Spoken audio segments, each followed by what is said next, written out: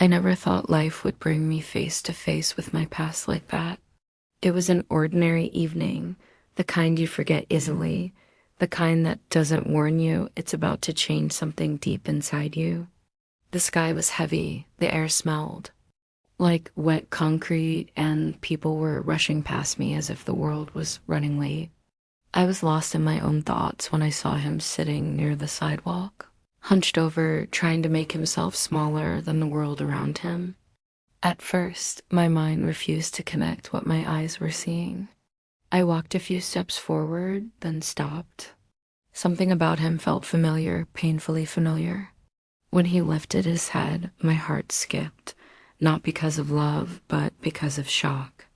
It was my ex, the man I once trusted with my future, the man I thought had everything figured out. And there he was, living on the streets. For a moment, I considered walking away. Not because I didn't care, but because I was afraid of what this moment would awaken inside me. Memories flooded back without permission. Late night conversations, shared dreams, promises whispered with confidence. This was not how our story was supposed to look. He noticed me standing there, and his eyes widened. I could see the recognition hit him like a wave.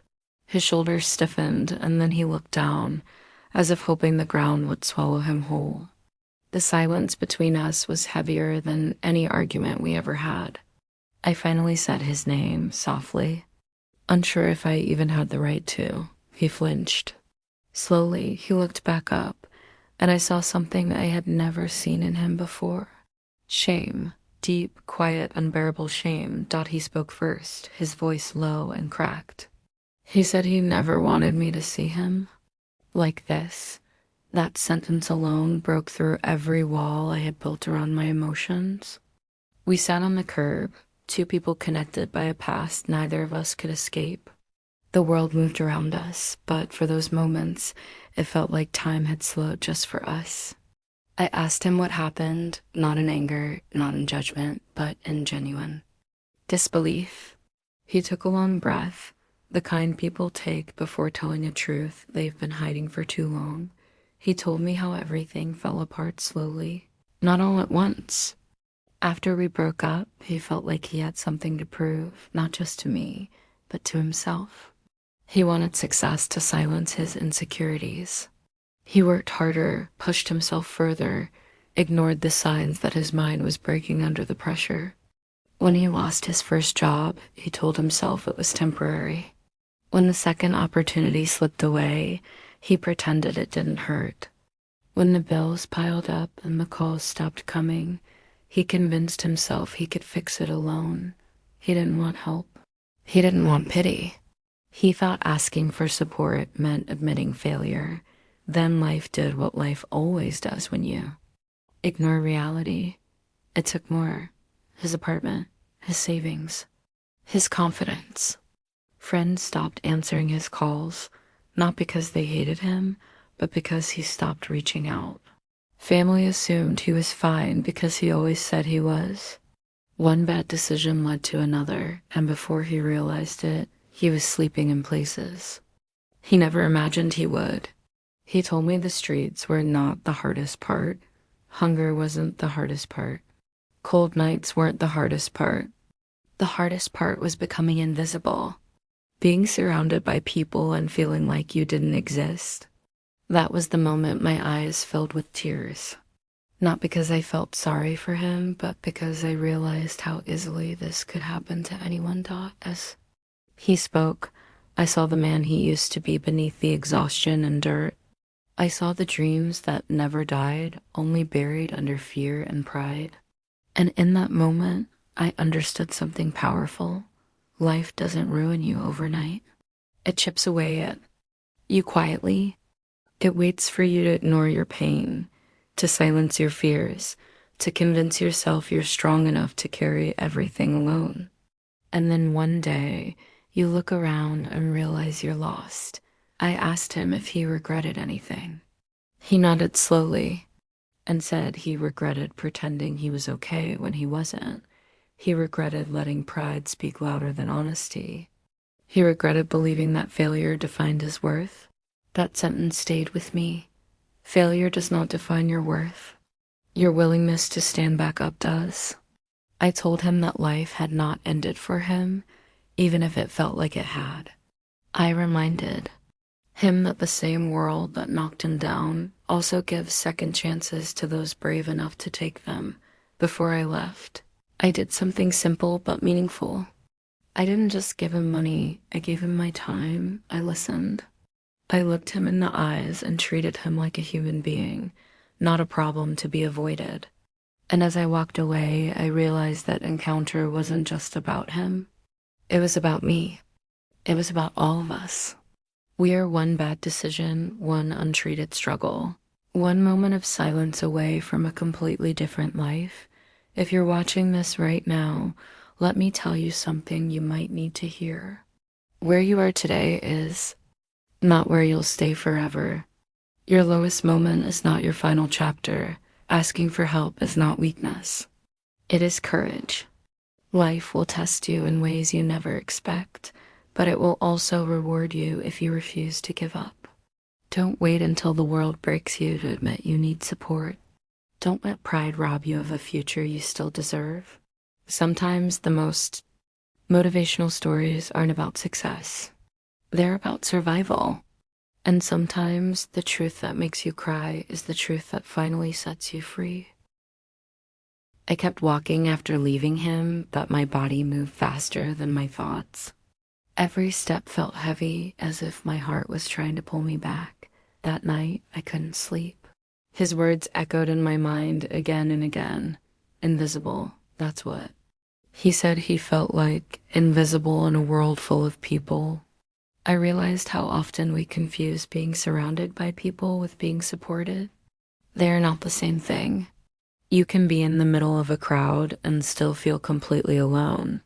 That truth stayed with me, burning quietly in my chest days past. But I couldn't shake the image of him sitting there, trying to disappear. I kept thinking about how different our lives looked on the outside. I had a roof, a routine, a sense of control. He had none of those things.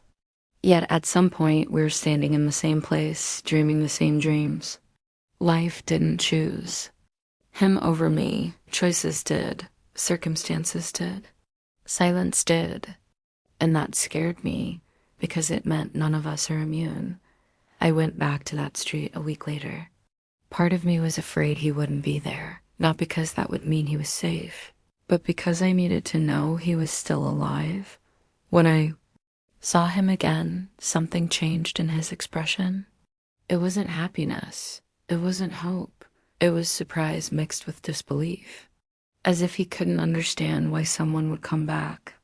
We talked more that day about fear, about regret, about how easy it is to lose yourself when you think you have to be strong all the time.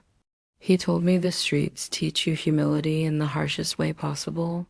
You learn how quickly respect disappears when you have nothing to offer.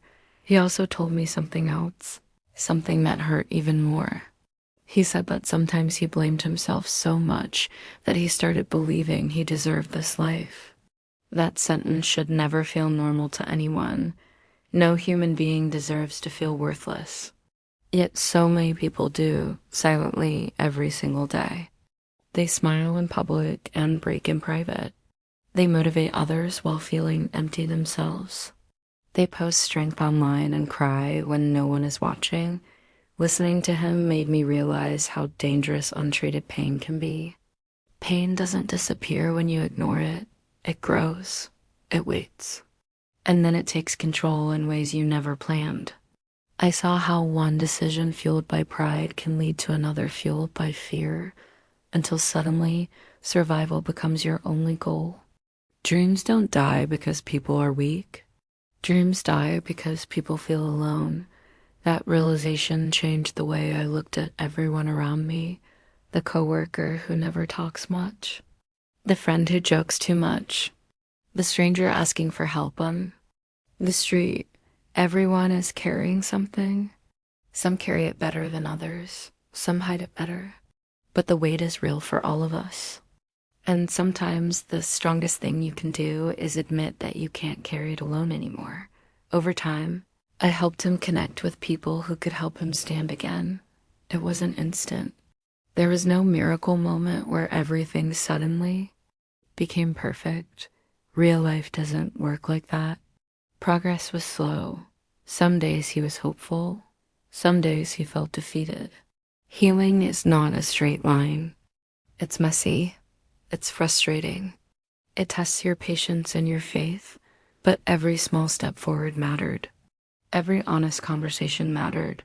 Watching him try again taught me another lesson. Falling doesn't mean you failed.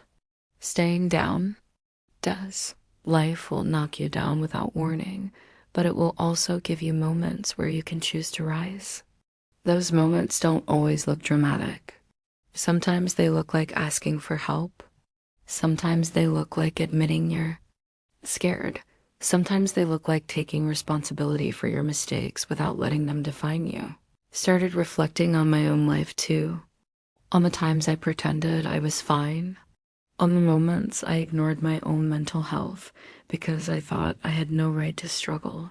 That's another lie we tell ourselves. That someone else has it worse, so our pain doesn't count. Pain doesn't work that way. Your struggles are valid, even if someone else's story looks heavier.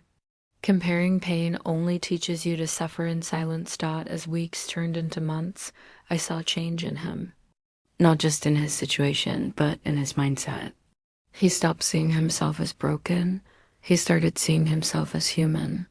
He understood that his past didn't disqualify him from a future. That understanding didn't come from motivation quotes or speeches. It came from being seen, from being heard, from realizing he still mattered. That's when I understood the real power of human connection. Sometimes one person believing in you is enough to remind you that you're not done yet.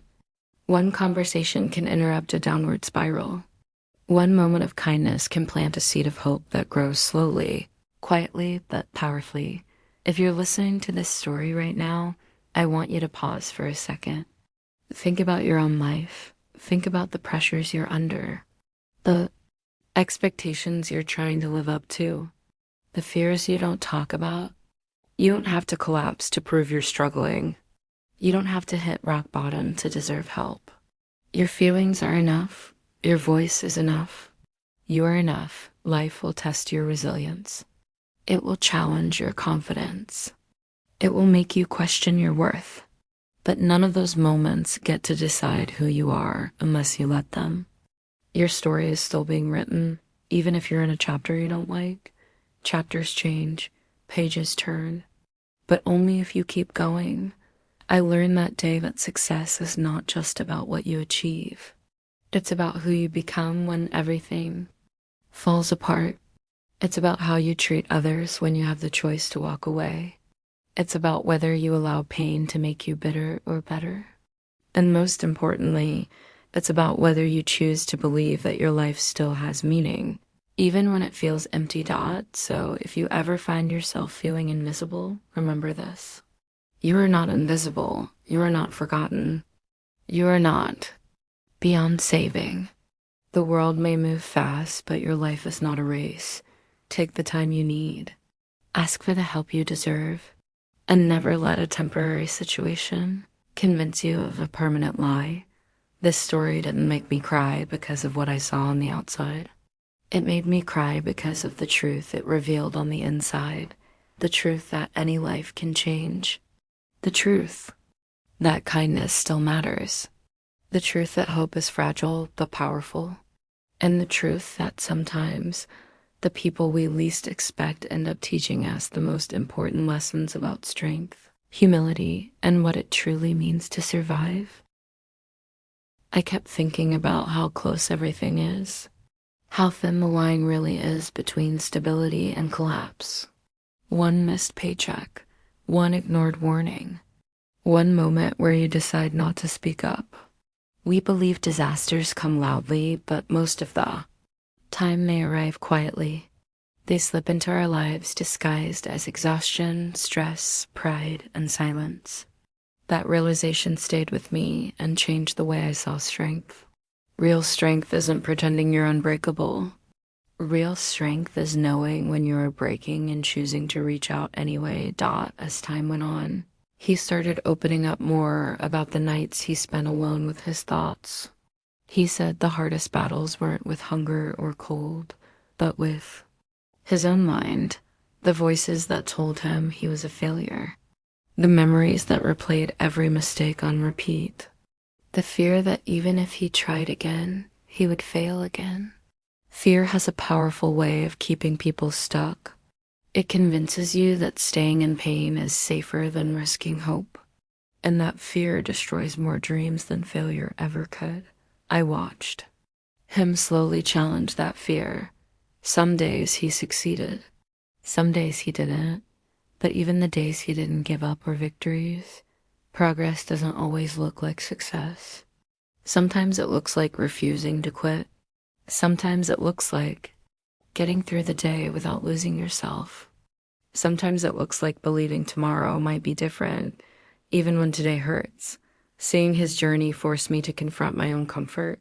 It made me question how often I judged people without knowing their stories. How often I assumed someone was lazy, careless, or irresponsible, when in reality they were exhausted, overwhelmed, and hurting. Empathy changes you. Once you truly understand how fragile life can be, you stop looking down on others and start looking inward. There were moments when he doubted himself deeply. Moments when he told me he felt embarrassed to try again. He felt like the world had already decided who he was. But I reminded him that the world doesn't get to decide your ending. You do. Circumstances influence your path, but they don't own your identity. You are more than the worst thing that ever happened to you. You are more than your mistakes. You are more than your lowest point. Slowly, opportunities appeared. Not because life suddenly became fair, but because he became willing to accept help. That's something people rarely talk about. Help is useless if you refuse to receive it. Pride builds walls that even kindness can't climb. The moment he lowered those walls, change became possible. Not instant, not perfect, but real. I learned that hope doesn't arrive as a feeling. It arrives as a decision to try again, a decision to believe your life still has value, a decision to stay when it would be easier to disappear. That decision is powerful. It's what separates those who stay stuck from those who slowly rebuild. Watching him rebuild reminded me that no one escapes pain in this life. Some face it early, some face it later, but everyone faces it eventually. The difference is not who suffers, but who learns. Pain can either teach you compassion or turn you bitter. It can either humble you or harden you. The choice isn't easy, but it's always there. I started paying closer attention to the people around me. I noticed how many were silently struggling. Smiles became masks. Laughter became armor. And I realized how important it is to check in on people, not with empty words, but with genuine care. Sometimes asking, "Are you really okay?" can change everything. Sometimes listening without judging is more powerful than any advice you could give. This experience also taught me that success stories we see online are incomplete. We see the victories, not the battles. We see the results, not the sacrifices. We compare our behind the scenes to someone else's highlight reel and wonder why we feel inadequate.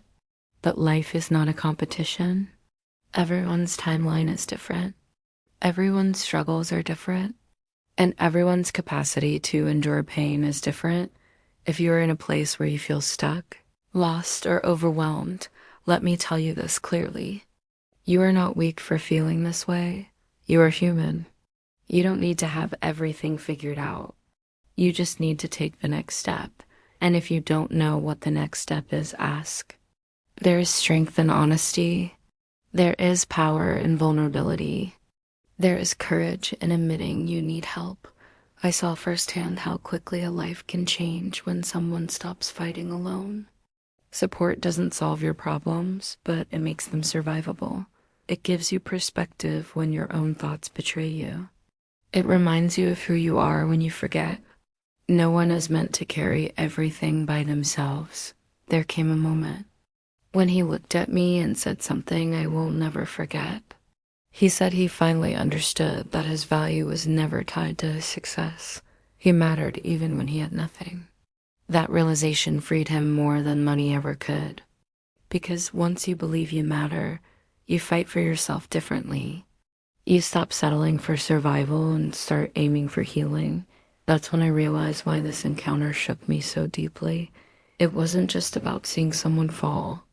It was about seeing how easily any of us can fall if we ignore our inner world. Mental health is not optional. Emotional honesty is not weakness, and asking for help is not failure. It is self-respect. Life doesn't ask for permission before it tests you. It doesn't wait until you feel ready, but it does give you choices. You can choose denial or awareness, isolation or connection, pride or humility. Each choice shapes your future more than you realize. As this journey continued, I saw something beautiful happen. He began to forgive himself. Forgiveness is one of the hardest things to do, yet one of the most necessary. You cannot build a future while constantly punishing yourself for the past. Self-forgiveness doesn't excuse your mistakes. It releases you from being defined by them, and in forgiving himself, he found peace. Not the kind of peace that comes from having everything, but the kind that comes from accepting yourself. That peace became the foundation for everything that followed. Because when you stop hating yourself, you stop sabotaging your own progress. This story is not about homelessness. It's not about a breakup. It's about what happens when pride meets pain and silence wins. And it's about what can happen when honesty replaces fear. Everyone you see is fighting a battle you know nothing about. Be kind, be patient, be human. If you ever feel like life has knocked you too far down to recover, remember this. Falling doesn't disqualify you. Struggling doesn't make you unworthy. Being lost doesn't mean you're finished. It means you're still searching. And as long as you're searching, there is hope. Your life is more fragile than you think, but it's also more resilient than you believe. You have survived things you once thought you couldn't. You have endured nights you didn't think would. And you are still here. That matters. This encounter changed me forever. It taught me that success means nothing if it costs you your humanity. It taught me that kindness is never wasted. And it taught me that sometimes the truth that makes you cry is the truth that finally wakes you up. So if you're listening to this, take this moment seriously. Check in on yourself. Check in on the people you love. Speak before silence speaks. For you, ask before pride costs you everything. And never forget that no matter how low life takes you, you are still worthy of rising again. We are all closer than we think. Closer to falling, closer to healing, closer to change. And the direction depends on the choices we make when no one is watching.